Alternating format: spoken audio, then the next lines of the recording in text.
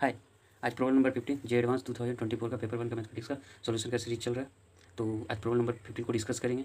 यह matching type question है और मैचिंग टाइप क्वेश्चन को कल हम लोग 14th नंबर वाले क्वेश्चन को सोल्व किए थे। तो उसमें से देखे थे डायरेक्ट ऑप्शंस के थ्रू हम लोग सोल्व करने का कोशिश किए थे। तो सिमिलरली वैसे ही 15 नंबर क्वेश्चन को ऑप्शन के थ्रू सोल्व करेंगे और जो बेसिक्स है उसमें ये भी डिस्कस करेंगे। पूरे क्वेश्चन को कुछ ऑप्शंस के थ्रू भी सोल्व करेंगे और मेन जो क्वेश्चन है डायरेक्ट सोल्व भी करेंगे। तो दोनों तरह से सोल्व करेंगे। तो पहले ऑप्शंस के थ्रू देख लेते हैं, उसके बाद डायरेक्ट सोल्व करेंगे। ठीक है, तो देखिए ऑप्शंस को ही देखिए।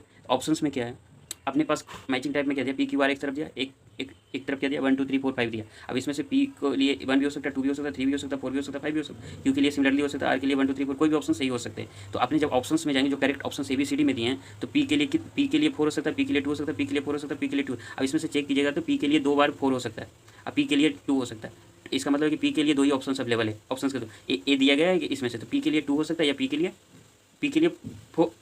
4 हो सकता है। पी के लिए अल्फा का वैल्यू √5 हो सकता है या अल्फा का वैल्यू 5 हो सकता है। ये 2 पॉसिबिलिटी है। देखिए, तो इसमें से इसके लिए चूज करने में प्रॉब्लम होती है, क्योंकि पी के लिए 4 ले सकते हैं या पी के लिए 2 कुछ भी हो सकता है। अब यहाँ देखिए, क्यू के लिए जब देखिए 2 है, क्यू के लिए 4 है, तो सिमिलरली क्यू का वैल्यू √5 भी हो सकता है, क्यू के लिए ऑप्शन 2 भी हो सकता है, क्यू के लिए 4 भी हो सकता है। इसमें भी परेशानी हो, क्योंकि ये दोनों कन्फ्यूजन क्रिएट कर रहा है। तो अपने को लेना नहीं है, इस ऑप्शन को कभी सोल्व करने की जरूरत नहीं है डायरेक्ट, अगर ऑप्शन के थ्रू करते हैं तो। सिमिलरली आर के लिए देखिए, आर के लिए जब देखिए, आर के लिए 1 है, आर के लिए 1 है, आर के लिए 5 है, आर के लिए 3, ये थोड़ा प्रोबेबिलिटी बनता है कि इसके लिए सोल्व कर सकते हैं अपने आर का, डायरेक्ट आर के ऑप्शन से ही सोल्व करने का कोशिश करेंगे, है नहीं। सिमिलरली एस के लिए देखते हैं, एस के लिए जब देखते हैं तो एस के लिए 3 ऑप्शन है। अब एस में 3 ऑप्शन है, मतलब एस को बोल रहा है कि एस का जो वैल्यू होगा 3 होगा।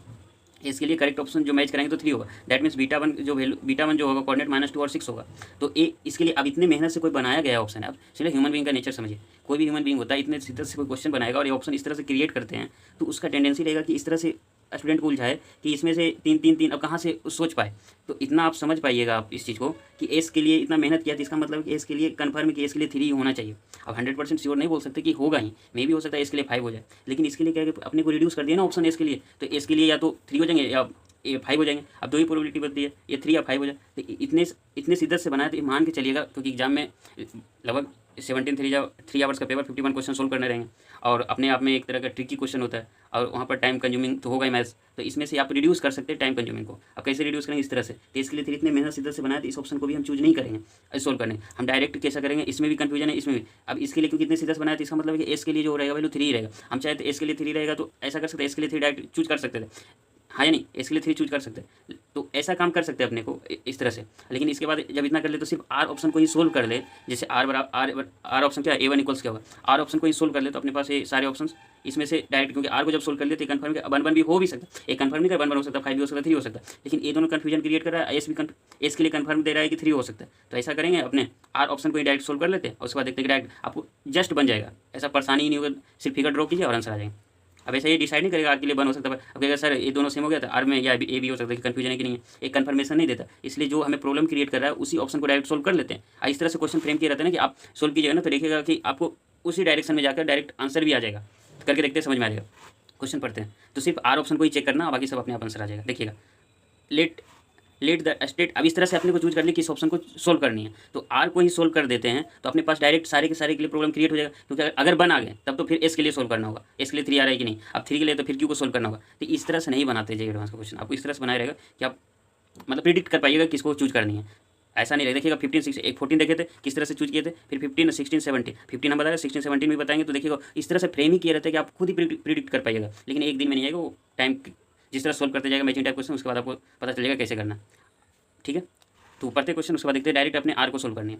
ठीक है, late the straight line y = 2x touch a circle with centre 0, alpha. Alpha क्या है, ग्रेटर देन 0 एंड ए क्या है, आते हैं फिर से रिवर्स कर, radius r at point A. अब देखिए यहाँ पर let the straight line y = 2x, एक स्ट्रेट लाइन 2x है जो टच करता है एक सर्किल का जिसका सेंटर 0 अल्फा है। 0 अल्फा मीन्स क्या हो सकता है, बाई एक्सिस पर लाई कर रहा है। 0 अल्फा मीन्स ही ना, बाई एक्सिस पर लाई कर रहा है। जहाँ पर alpha greater than 0, it means क्या है कि ए क्या है, अपर पॉजिटिव बाई एक्सिस को कट कर रहा है। ये पॉजिटिव बाई एक्सिस से सेंटर है। ठीक है, पॉजिटिव बाई एक्सिस में 0, अल्फा है। ठीक है, अल्फा ग्रेटर देन 0 का मतलब क्या है, positive value, that means positive y axis है। लिख सकते हैं radius r at point A, मतलब करेगा स्ट्रेट लाइन y = 2x है जो एक सर्किल को टच करता है जिसका सेंटर कितना 0, अल्फा है, that means positive y axis है। उसके बाद रेडियस बोला है, रेडियस आर है, और उस सर्किल को कहाँ टच करता है, straight line y = 2x point A पर। अब पॉइंट ए पर टच करता है। अब उसके बाद बोला B1 पॉइंट ए पर टच करता है। अब कैसे टच करता है, अगर फिगर बनाइएगा तो समझ में आएगा। देखिए क्या होता है, मतलब एक स्ट्रेट लाइन है, स्ट्रेट लाइन क्या है, y = 2x। y = 2x का मीनिंग क्या है, ऑरिजिन से पास करेगा, अपने को पता है अगर बाई इक्वल टू 2x है तो ऑरिजिन से पास करेगा, है नहीं। जब ये ऑरिजिन से पास करेगा कहीं ना कहीं ऑरिजिन को टच, ऑरिजिन से पास करेगा। जब ऑरिजिन से पास करेगा इसमें इस यही लाइन है जो एक सर्किल को टच करता है। अब सर्किल का सेंटर कहाँ है, बाई एक्सिस पर है, तो बाई एक्सिस तो यही होगा, हाँ यानी बताइए बाई एक्सिस यहीं पर होगा कहीं ना कहीं। ऐसा करते हैं 0 को अल्फा ले लेते हैं। आप कहिएगा सर पॉजिटिव बाई एक्सिस क्यों, क्योंकि अपने को पता है अल्फा ग्रेटर देन 0, है नहीं।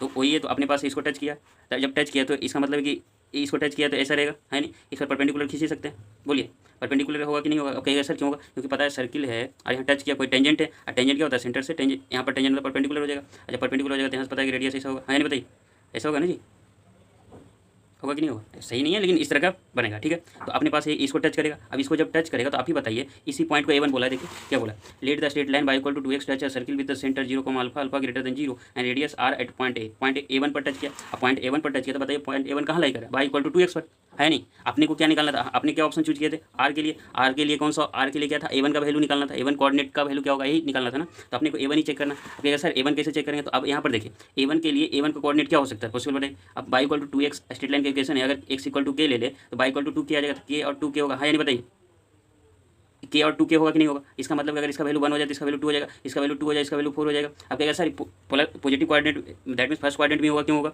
आप कहिएगा देखिए इसमें k का वैल्यू हमेशा ग्रेटर देन 0 होगा। आप कहिएगा सर कैसे, आप ही देखिए बाई इक्वल टू 2x है, एक कैसे किस प्रकार से ये बनेगा डायग्राम, आपको पता है जो डायग्राम बनेगा हमेशा क्या बनेगा, इस तरह से बनेगा, है नहीं।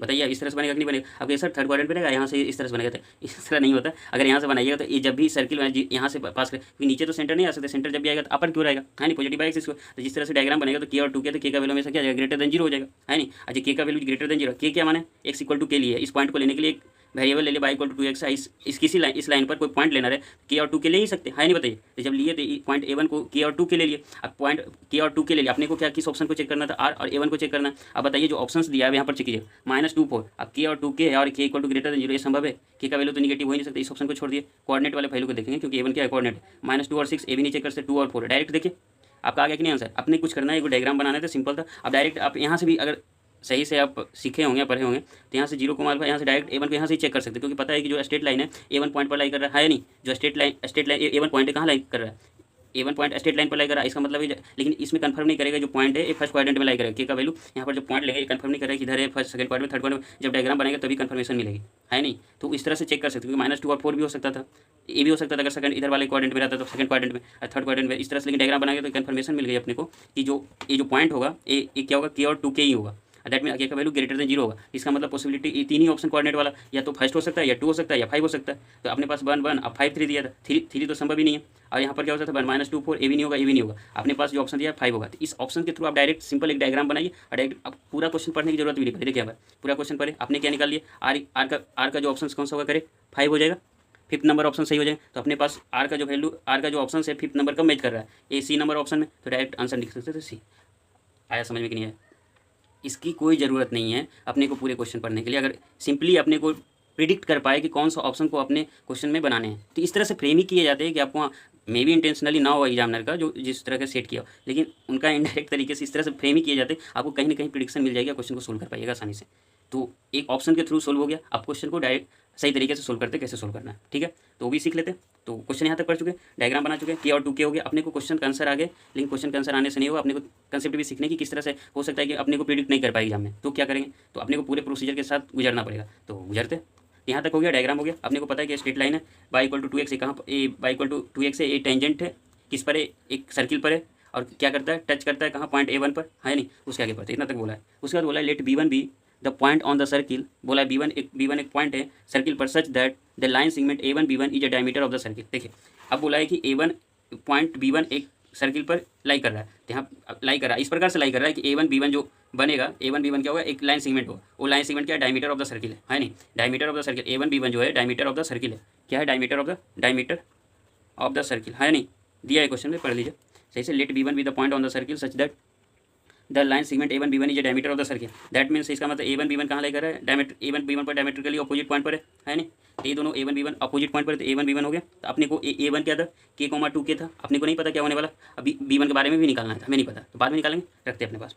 तो पहला काम क्या करना है, 1.0 अल्फा है, ए कहाँ है, बाई 2x है, बाई इक्वल टू 2x है, सॉरी ये स्ट्रेट लाइन की इक्वेशन है। तो अपने को पता है आई परपेंडिकुलर है, तो अपने को पता है अगर कोऑर्डिनेट ज्योमेट्री में पढ़े होंगे, एक पॉइंट है x1, y1, और यहाँ पर क्या है ax + by + c = 0, है नहीं। और ए क्या, ए रेडियस आर है, क्वेश्चन में दिया था ना रेडियस आर, है नहीं, क्वेश्चन में दिया था रेडियस आर है। तो अपने को पता है कि x1, y1 कोई पॉइंट है, इस पर परपेंडिकुलर खींचा गया है ax plus by plus equal to 0 एक स्ट्रेट लाइन पर। तो परपेंडिकुलर डिस्टेंस का फॉर्मूला क्या होता है पता है, मॉड ऑफ मॉड लिखते हैं, उसके बाद क्या लिखते हैं कि x जगह x1 लिख लेते हैं जो स्ट्रेट लाइन है वहाँ पर, फिर बी बाई की जगह y1 लिखते हैं, सी रह जाता है square root a square plus b square, यही फॉर्मूला होता है। किसी पॉइंट से किसी परपेंडिकुलर डिस्टेंस जब खींचते हैं किसी स्ट्रेट लाइन पर, उसका परपेंडिकुलर डिस्टेंस का फॉर्मूला होता है x1 plus b y1 plus c, mod लगाते हैं square root a square plus b square. Similarly अपने पास जो यहाँ पर है 0 अल्फा है, यहाँ पर क्या है, यहाँ से अगर देखिएगा इस तरह से तो ये क्या है परपेंडिकुलर है नहीं 0 अल्फा से, तो 0 अल्फा से किस लाइन पर है y इक्वल टू 2x, इसको x प्लस बी वाई का form plus c equal to 0 का फॉर्म बना लेते हैं, तो 2x minus Y equal to 0 लिखेंगे, कहीं नहीं लिखेंगे, स्ट्रेट लाइन हो गया। इस तरह से हम बोल सकते हैं कि यहाँ पर 0 अल्फा है, स्ट्रेट लाइन है 2x minus Y equal to 0,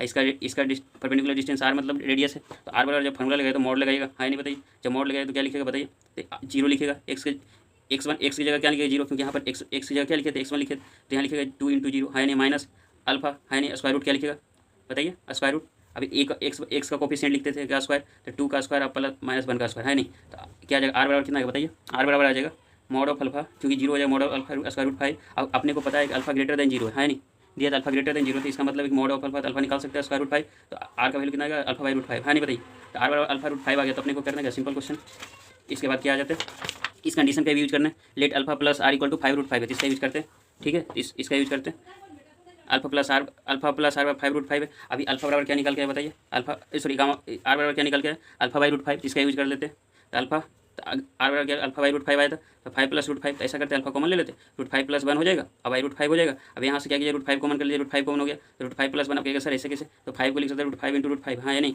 जब इसको इस तरह से लिख सकते हैं तो रूट 5 कॉमन कर लेते हैं, यहाँ से लिख सकते हैं root 5 plus root 5, root 5 common कर रूट 5 प्लस 1, अब ए कैंसिल आउट हो जाएगा, तो अल्फा कितना जाएगा रूट 5 इंटू रूट 5, ए कितना जाएगा 5 आ जाएगा, अल्फा वैल्यू कितना है 5 आ गया, तो अल्फा का वैल्यू 5 आ गया, है नहीं, तो अल्फा का वैल्यू 5 आ गया। अपने को निकालना क्या था अल्फा आर A1 B1, तो अपने को पता है डायरेक्ट फार्मूला पुट कर देते, तो आर अपने को आर बराबर पता है क्या है, आर बराबर क्या था बताइए, अल्फा निकल गया था, आर बराबर क्या था अल्फा बाई रूट 5, तो वैल्यू पुट कर देते हैं, तो अल्फा का वैल्यू कितना 5 है नहीं, रूट 5 क्या जाएगा रूट 5, तो आर का वैल्यू कितना आ गया रूट 5 आ गया, अल्फा का वैल्यू कितना आ गया 5 आ गया। तो अपने को A1 और A1 क्या निकालना B1 निकालना, तो निकाल लेते A1 और B1 निकाल लेते, तो ऐसा करते हैं निकाल लेते, क्या कीजिएगा देखिए यहाँ पर ए कितना आ गया 0 अल्फा है, तो 0 अल्फा कितना आ जाएगा, अल्फा का वैल्यू कितना आया था 5 आया था, और यहाँ से भी चेक कर सकते हैं अल्फा का वैल्यू कितना 5 आया था, अल्फा का वैल्यू 5 आया, आर का वैल्यू कितना है रूट 5 आया, है नहीं, ये दोनों आ गया, तो ये दोनों आ गया, तो ये तो ऑलरेडी सॉल्व कर चुके हैं। अपने को चाहिए A1, अब A1 कैसे निकालेंगे बताइए, निकाल सकते हैं है नहीं, देखिए बताते फार्मूला